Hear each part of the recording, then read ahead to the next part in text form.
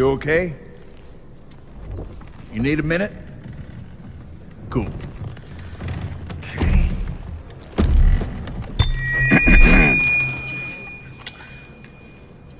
Listen up, people. I know a thing or two about extinction.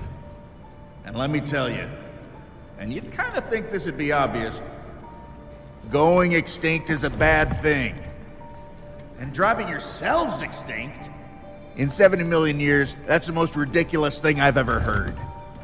At least we had an asteroid. What's your excuse?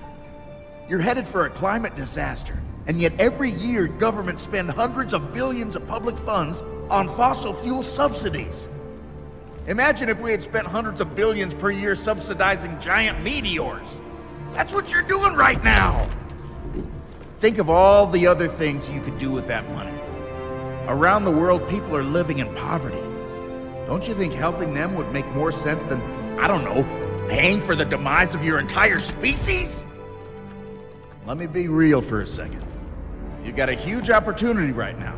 As you rebuild your economies and bounce back from this pandemic, this is humanity's big chance. So here's my wild idea.